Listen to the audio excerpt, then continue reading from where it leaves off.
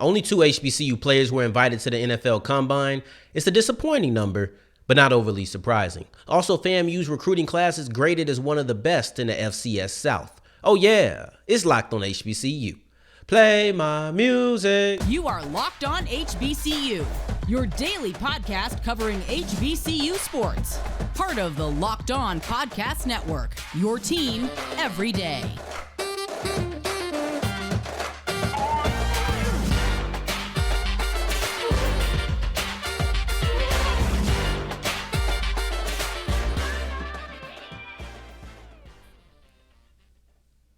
What's going on, family? Welcome back to another episode of the Locked on HBCU podcast, your number one daily one-stop shop for everything HBCU athletics, Monday through Friday, part of the Locked On Podcast Network, your team every day. And now, of course, I'm Darian Gray, a.k.a. the Mouth of the South, Texas Southern alum and former TSU Herald Sports editor. Thank you for going on this journey with me, making Locked on HBCU your first listen of the day every day. And remember, just because the mic cuts off does not mean that the journey is over. No, it just means it's time to follow me on Twitter at South Exclusives, which you can see at the bottom of the screen. But if you're on the audio side of things, don't forget the S on the end. And today's episode is brought to you by FanDuel. Make every moment more by visiting FanDuel.com/LockedOn today to get started. And they are the official sports book of the Locked On Podcast Network. And I want to talk about this NFL Combine invites that have been released, right? Only 2 HBCU players were invited, Mark Evans of UAPB and then Isaiah Land of FAMU. This is a disappointing number, but not overly surprising. And I don't mean in a woe is me type of way. I just mean this is around where I expected, less than what I expected, but not too far off base. And I'll talk about that and the players who I felt could have been invited as we wrap up the segment, of course. But let me tell you why it's disappointing. I think it's pretty obvious. It's a downgrade from where we were last year. Last year, you had 4 HBCU players who made it. Ja'Tyre Carter, not drafted. It was the same exact amount, but I'm only talking about the scouting combine. You had Ja'Tyre Carter, Joshua Williams, Jacoby Durant, and then also Marquise Bell. And in refreshing myself with the names, because I just wanted to make sure that James Houston wasn't invited, because I always felt like he kind of should have been, but he wasn't. So I had to refresh and make sure that I was right about that. I stumbled across an article, and that article was saying how, or asked the question, I should say, is it disrespectful? They then went on to talk about how it was disrespectful, but it started off with asking the question, was it disrespectful that only 4 HBCU players made it last year? And I could only think, wow, if that was the reaction last year, what's it going to be now that it's dropped down to 2? And there were some players that I wanted. When I say this isn't surprising, I don't want to make it seem like there's not quality players out there. There definitely is. I just wasn't overly shocked by the fact that it was only 2 who got invited to the combine. Like on a scale of KD getting traded to the Suns at 12 o'clock, nearly 1 o'clock in the morning, and then me getting hungry around 12. This is way closer to me getting hungry around noon, right? Because I expect this. I might get hungry a little earlier, a little bit later, but I kind of expect to be hungry around noon. And if it comes around that time, yeah, it's about what I expected. Didn't catch me all out of left field, but we'll talk about that as we continue, right, in the ads. But this number of 2 was around my expectations of 3. That's what I expected. I'm not a scout. I don't view and discuss these type of events with the lens of a scout. See, I think when you're a scout, you come on and you talk about, well, this is what I felt like should have happened. These are the guys that I would have invited and things like that. I'm not looking with that. For the most part, when I set my expectations, like I have an opinion on who I think should be where, and that's what I'll give you at the end. But when I set my expectations, I judge it off of what I hear and the buzz that I feel. Now, there was only 2 players who got early invites to the combine. That was Land and Evans, who ended up being the only 2 who got invites, period. But I did expect Aubrey Miller to make it. I thought that after the performance that he put on at the Senior Bowl, he got some good reviews. I felt a little bit more buzz about Miller coming out of Mobile than I did before. And I liked Miller, but I felt more buzz for him.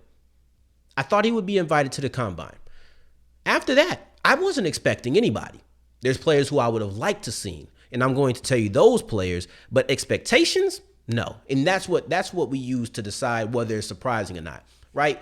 If you would have seen, I'll put it like this. If I would have seen 8 HBCU players invited to the combine, I would have been way more surprised than if I had saw 2 because it was way larger than my expectations. And it would have been a pleasant surprise. And I don't think it would have been undeserving. It just would have been not what I expected. That's the difference. Maybe we use the terms differently. I recently had somebody in the comments when I used the word spectacle, and we kind of talked about the definition of spectacle versus how I used it. So I just want to define how I'm using the word surprising, just so there's no confusion or anything for you who is listening right now. But these are the players who I think also could have made it after the 3 that I said I expected. Jadakis Bonds, Emmanuel Wilson, and then Shaq Davis. Those are the 3 that I kind of felt like might have made it, or if they would have had some additional people, that's who I would have seen. So I'm talking 3 to 6 players overall that I think could have made it from the HBCU ranks to the NFL Combine. And I'm looking at Bonds because Bonds gets a lot of love. I do think that Bonds get a lot of love because we've seen him produce at the CAA level. We've seen him produce at the Big South level. We know that he's a big play receiver. I think he has a nice frame for the position as well. And I thought he had a pretty good Shrine Bowl performance. So I thought that he had the ability to get there. And I think he's going to be a player that people like. If we're talking about players who weren't in the Combine but still could get drafted, I would have Jadakis Bonds towards the top of that list. Then you look at Emmanuel Wilson.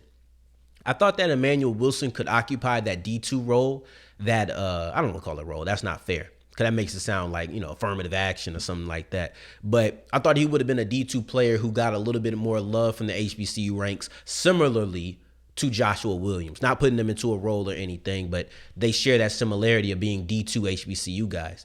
I thought he had a really good week at the NFLPA Bowl. He had a nice first run. He didn't get too many carries, but his first run was really good, showed a lot of patience to me. And Maurice Jones-Drew called him the most complete back there, which means he had a pretty good week of practice. I thought that he would have made it as well. And then lastly, Shaq Davis, who has a phenomenal frame. He has a perfect I want to work with you frame. There's certain players who just have certain skill sets, right? So his height plus his speed, I thought would have made him very attractive, and they would have seen how he performed at the Combine. Actually, I think of the people who didn't make it, he might be the one who's missing out the most because those Combine numbers are what I think he could have put up in the broad jump, the vertical jump, and then the 40 would have been so good that I think it would have really boosted his stock. And in a place where you don't have to look for him, it's already on display. I think that Shaq Davis would have done wonders with having a Combine invite. But those are the 3 players. I expected Land, Evans, and Miller. And then I thought it would have been nice to see some pairing of then also Bonds, Wilson, and then Davis. But I want to say these 2 things before we go because I don't want people to have a panic. And I know a lot of people are reacting strongly, but there's 2 things I think you need to remember. James Houston did not get invited to the Combine, and he was drafted. Marquise Bell did get invited to the Combine, and he wasn't drafted. All I'm saying, because y'all know how I feel about Bell and thinking he should have been drafted. All I'm saying is getting invited to the Combine does not mean you're going to be one of the selections, and not getting invited doesn't mean that you're out of it either.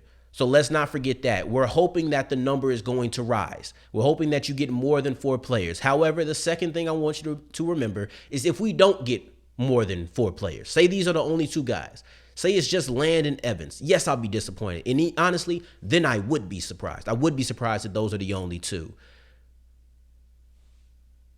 But trends aren't linear. They don't just always go one way. You look at whatever school you think produces a lot of talent. They're going to have a year where they don't produce a lot of talent.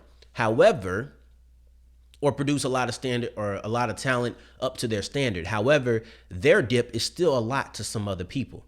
But you have to put this in context of your situation.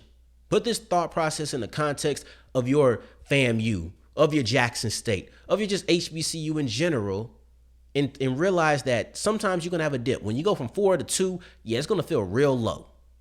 But it doesn't mean it has to go from 4 to 2 to 1. You can go to 4 to 2 to 5 to 9 to 6 to 10. Like, it can vary.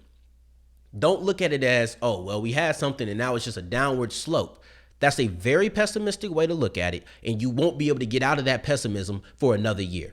I can't tell you what to do, but I can definitely suggest that you just have an open mind. I'm not saying that we will get 2. If I had some wood near me, I would knock on it because I wouldn't want to speak that into existence. But if that is the case, let's not get overly down in the dumps. The same way I don't think you should get overly down in the dumps about the combine invites. And going forward, we're going to be looking at the future because these are the present players, the players who kind of about to be the past. But let's look at the future and let's look at FAMU's recruiting class in this February section of National Signing Day because they have been graded as one of the best in the FCS South as we continue with Locked On HBCU. Before we get into that, today's episode is brought to you by FanDuel. Make every moment more by visiting the website down below, fanduel.com/lockedon. And I want to talk about about the Super Bowl and nothing else. I've told you this all week. That's what I want to talk about. But LeBron wants to come into all black to beat Kareem's record. KD wants to get traded to Phoenix.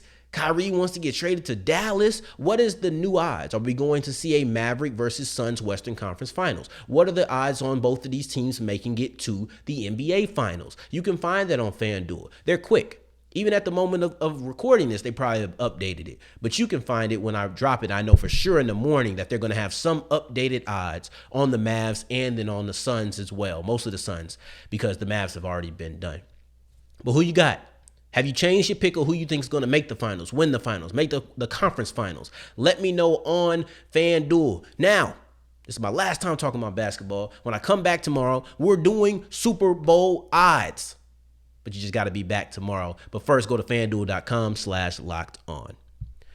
And as we continue rolling on today's episode of Locked On HBCU, I appreciate you for making us your first listen of the day every day. For your second listen, check out Locked On College Basketball, which is everything you need around the sport, wherever you listen to your podcast, including where you're listening or watching me right now. So make sure you guys are checking that out. But I want to talk about football for a little bit longer, just a little bit longer, if you would allow me. And we'll get to a little bit of college basketball at the end. But I want to talk about Florida A&M because their recruiting class brings in one of the best in the FCS South, according to Lights On College. And the reason I wanted to highlight this is because I thought they built their February class, not talking about their early guys, but the February class with two themes, local and youth. I thought that those were the two things that they were able to build their program on. And listen, they came up third, and this includes everybody. I mean, yeah, everybody as far as the South. And people have debates on what is the South. Campbell is number one in this list, and they're in North Carolina. So this is a wide margin. You know, I don't really like to get into the Southern debates. I know what I think is the South, and I'm going to just keep that to me. But anywho, so it's a wide margin. And also you're including not only the February players, but then also the players that you had in the early signing day, the players who came in around January. But I'm only going to focus on the 7 players that they were able to sign on National Signing Day at the first of the month. And those were built on local prospects and then also youth. So I want to talk about this because they did youth a little bit different. They did youth a little bit different because they don't need foundation. When I usually talk about people bringing in high school players, which is all of these players are high school incoming freshmen, when I talk about them, it's typically because they want to build a foundation and get to something. That's not FAMU. FAMU is where they want to be. They're trying to get over the edge. And they did bring in some JUCO players in the early signing day. But when you look at the youth, the reason they want to stack up on youth is to have depth. They have more players in camp than they did last year, or really more than typical. You had 110 players coming into spring practice this year. Usually you have around 85 to 95. I think that's the typical number that they bring them in at. But they want to have depth. See, I'm not trying to say that they're perfect by any means. That's not what I'm trying to say. FAMU still has to find a way to replace Xavier Smith. You still have to find a plan for that. You still have to find whatever you're going to do at running back because you're trying to improve your running game, and that includes shifting the offensive line around. All of those come into play. So in no way am I saying that they're perfect, but they're also not in a place where they like, oh, well, we're going to have a 3-year plan to do this. No, these young players should be depth pieces. If they excel, they should be players who are going to play, but never required to carry the weight. That's the type of program you want. You want to continue to bring in young talent that can be depth, that can develop, and then they can be the high-level players. And then you have other young players behind them at that point who can now be your depth. And then they can develop, and then you just keep going, and it's cyclical. I think I said that right. Yeah. So it's a cycle. That's the point of it. And then also the other theme is you have local guys from the area. You're looking at defensive end Owens. You have the defensive end Owens, the running back Bird, and then the kicker Smith. All of them are local to Tallahassee. They're close. You're looking at Devin Rispris, who is their new director of recruiting. And what he's been able to do is use the connections that he's had from the high school ranks to now come in and be able to connect. However, Willie Simmons was very clear. Just because Devin had these connections, just because he had already been familiar with a lot of these players and they're close to Tallahassee and keeping them home might not seem like a big deal. Just because those things exist and those relationships exist doesn't mean that it was easy. You still had to put the full court press on. You still had to make sure that you are pressing the players and making sure you're recruiting to the fullest, because so often when we feel like we got something in the bag, we got it in the bag. Ain't no need to really talk about it. No, when you feel like you have something in the bag, you got to make sure that you finish. That's what you have to do. Not everybody can finish. And FAMU brought in what was kind of like a secret weapon for this, and they were able to finish. Let's go ahead and read everybody who was on here. So you had Justin Bostic. You had Cedric Bird. You got Oral Gray. You got Robert Lockhart III, who was actually supposed to go to Jackson State, but they stole him away after he decommitted post-prime, leaving for Colorado. Then you have Malachi Owens, you have Michael Smith, and then also you have Twan Wilson. Those are the 7 players that you're bringing in if you're FAMU, all high schoolers. 3 of them very local. And you're looking at the kicker, who's a 5-star. That's somebody you bringing in who you don't typically want to say impact player when you're talking about kickers. But I think this is an impact player because they do believe in special teams and they know how it can change a tide. And I talked about how I think that HBCUs should be able to put out kickers as long as you're recruiting good ones. And FAMU is recruiting another player who is going to be an important part of their special teams, an important part of their team. So when looking at this recruiting class, just talking about this early one, you have local players and you have very young players, incoming freshmen. Those are the themes of the FAMU recruiting class and the players that they were able to bring in February. They have some more experience coming in from the early signing day, so it's a nice bunch. But all of those players together are what got them to being the 3rd ranked FCS South recruiting class by Lights On Sports, or Lights On College Sports. And going forward, we're going to switch over to Tuskegee's women's basketball team because they are 16-0 in the SIAC, and they've already wrapped up the number 1 seed. They're just here to dominate a little bit more as we continue with Locked On HBCU. That's wrapping up today's episode of Locked On HBCU. I appreciate you for making us your first listen of the day every day, and then also getting all the way to segment 3 on the episode. Y'all know I love you for it. I want to talk about Tuskegee's women's basketball team because on yesterday's episode when talking about Morgan State, I tried to paint the picture of them being the only undefeated Division I team. But I forgot to say D1. I just talked about the OVC, the CAA, SWAC, and MEAC, and I just listed off the D1 conferences, but I forgot to say D1 because they aren't the only undefeated team. They actually don't even have the best undefeated record in HBCU basketball. That distinction goes to Tuskegee's women's basketball team. It's both women, so the women hooping right now, and they 16-0. And here's the thing. There's only one team from the conference that has beat them, and that's Albany State, but it wasn't a conference game. I actually hate that. Why are you scheduling conference opponents for non-conference games? It makes it so confusing when you're looking at the record, when you're looking at the schedule. It's like, okay, Albany State beat this team, but you're telling me that this team hasn't lost in conference, but they lost to a team that's in their conference. It's not something that I love, and it's confusing for people. Like when I looked at Jackson State versus Grambling last year, the amount of people who try to tell me it's a conference game, I understand why, but it wasn't. Jackson State versus Grambling football was not a conference game last year, but to many people, it was something that was weird for them to wrap their head around. Because that's just odd. Why would you schedule somebody in your conference and then say it's not a conference game? That's like the Saints scheduling the Falcons and saying, oh yeah, this ain't a divisional game. We still gonna play them 2 more times. Now I would love 3 easy victories, so don't get me wrong. I wouldn't be mad about it, but I'm just saying that'd be kind of weird. Like, well, come on, man. This just not normal to me. But that's exactly what happened with Albany State and then Tuskegee. It was a close game. It was a very close game, and they did lose that game. And let's add to that layer of confusion, because why not? This is already a confusing situation of playing conference games. And I think it's even confused some on Tuskegee's website. See, if you go to the SIAC website, they'll tell you that Tuskegee is 16-0. If you go to the Tuskegee website, they'll tell you that they're 16-0 in conference play. However, if you go to each individual game and look at the box scores of the last one, they'll tell you that Tuskegee is 16-1. And you go all the way back to the first time they played Albany State, they'll tell you that they're 0-1. And it's like they counted that as a conference game. However, it does not have the SIAC distinction at the bottom that every other one does.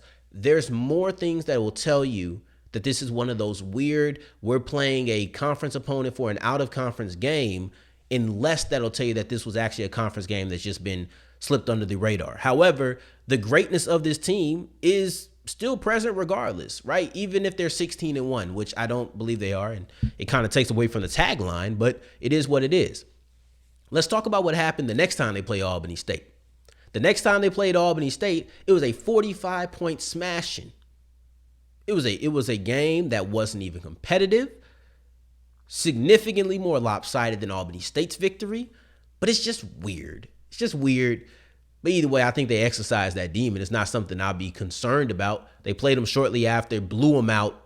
45 points is, there's certain games when I think they haven't even allowed 45 points, if I'm not mistaken, just off the top of my head. That's how bad they beat them. And this isn't even their worst or their largest margin of victory of the year. They beat Spring Hill by 50. So that's the situation we're looking at. And I want to describe the greatness of them, but I also want to describe the confusion nature of out-of-conference games being scheduled against conference opponents. Of course, you got all the great things. You're looking at 50-point victories, 45-point victories, first in scoring offense, first in scoring defense. They're great against the three. They shoot the three phenomenally. They're number one in both of those aspects. You're looking at the number one team when it comes to protecting the ball. Very little amount of turnovers. The second most turnovers forced because they have the first amount of steals. They're great. Every statistical category that you would probably look at, or you just looked at all the stats and just said, oh, who's the best team? Don't look at any of the records. Just look at the best team. And I looked, I say, oh, yeah, that's Tuskegee. Tuskegee is the best team in the SIAC. And then you would show me the records and you would be correct, because they have 3 losses on the season. Kind of 4. That whole Albany State game is extremely weird. I don't know what to make of it, because they're credited as being 19-3, but they lost to FAMU, they lost to Clayton State, and then they lost to Auburn. 2 D1 teams, by the way, and 1 D2 team. But it's like that Albany State game either just doesn't count, or one of these games is just was an exhibition or something. I don't know. But that whole scheduling, that thing is weird. Somebody got to update that, because that's odd to me, because I don't know what's going on there. But overall, they've only lost 3 games, maybe 4, depending on how you want to count it. The next closest person in the conference has 5 conference losses. They've lost less games total than every other team in the conference has lost just against conference opponents.